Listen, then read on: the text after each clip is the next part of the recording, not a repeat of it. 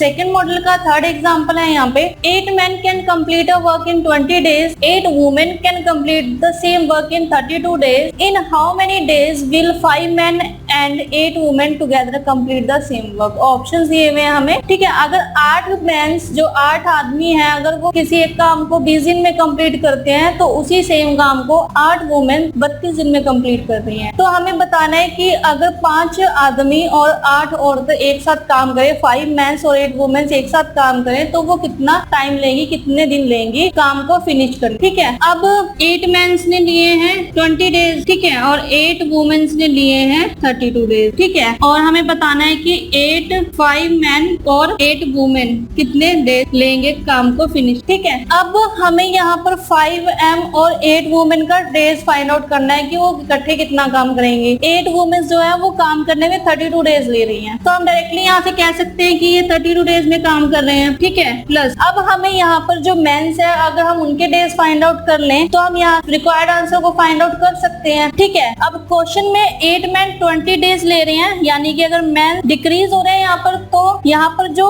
Number of days रहेंगे वो increase होंगे, क्योंकि हमें पता है कि जो पर्सन्स है वो इनवर्सली प्रोपोर्शनल है डेज के, है ना। और हमें पता है कि जो वर्क है वो प्रोपोर्शनल है P into D into H के। तो अगर हम इसमें पुट ऑन कर दें P D H तो हम यहाँ से फाइंड आउट कर सकते हैं 5 men की, ठीक है। तो सबसे पहले तो हमें ये फाइंड आउट करना पड़ेगा कि वर्क कितना है। जो भी वर्क दिया हुआ है यहाँ पर, तो अगर जो काम 8 लोग कर रहे हैं वही सेम काम 5 लोग कर रहे हैं, है ना, वही सेम काम यहाँ पर 5 लोग करेंगे, तो हम यहाँ पर कह सकते हैं कि जो वर्क 1 है वो इक्वल होगा वर्क 2 के, है ना, क्योंकि जो काम 8 लोग करेंगे वही काम 5 लोग करेंगे, तो वर्क 1 इक्वल होगा वर्क 2 के। तो हम इस इक्वेशन के और इसके हेल्प से हम जो 5m है हम उसे फाइंड आउट कर सकते हैं। कैसे कि W1 है P1 D1 और H1। H है नहीं, अब यहाँ पर आवर्स नहीं दिए हुए, पर्सन्स और डेज दिए हुए, तो H यहाँ से हम नहीं लेने वाले, is equal to P2 D2, ठीक है। P1 है 8 men मल्टीप्लाई D1 है 20 डेज और P2 है यहाँ पर 5 men और हमें डेज यहाँ पर नहीं पता, ये हमने फाइंड आउट करना है, ठीक है। इसके लिए तो ये है यहाँ पर आएगा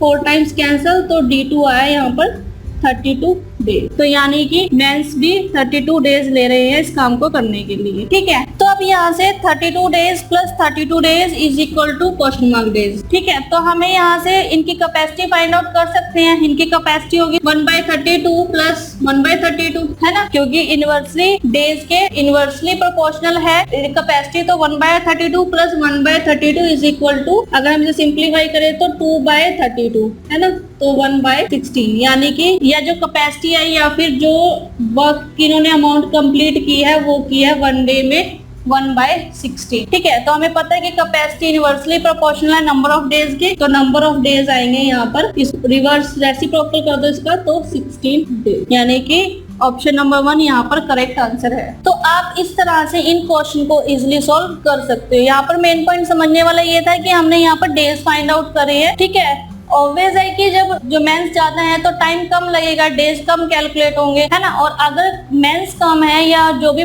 पर्सन्स है वो कम है तो जो नंबर ऑफ डेज है वो इंक्रीज होंगे, ठीक है। तो इस केस में नंबर ऑफ पर्सन डिक्रीज हुए, वुमेन सेम थी तो नंबर ऑफ डेज 32, ठीक है, और मेंस हमारे पास कम हुए तो हमने उनकी जो हमने 1 डे वर्क का कॉन्सेप्ट यूज किया था, हम उसकी हेल्प से यहाँ पर मेंस का जो वर्क है कितने दिनों में कंप्लीट किया हमने उसको यहाँ पर फाइंड आउट कर लिया, ठीक है। फिर उनकी कैपेसिटी 1/32 प्लस 1/32 और 2/32, इनको सिंप्लीफाई किया तो 1/16, ठीक है। अब कैपेसिटी हमें पता है और नंबर ऑफ डेज हमें पता है कि वो कैपेसिटी का रेसिप्रोकल होता है, तो 1/16 का रेसिप्रोकल 16 डेज। वैसे तो इन क्वेश्चंस में इस तरह के क्वेश्चन में जहाँ पर A plus B same days में हो अगर काम कर रहे हैं तो जो उनका नंबर ऑफ डेज रहेगा वो उनका हाफ रहेगा, क्योंकि 32 का हाफ 16 डेज, तो वो 16 डेज में काम को कंप्लीट कर सकते हैं, ठीक है। तो सिंपली 32 का हाफ 16 डेज। तो आप इस तरह से भी इन क्वेश्चन को सॉल्व कर सकते हैं।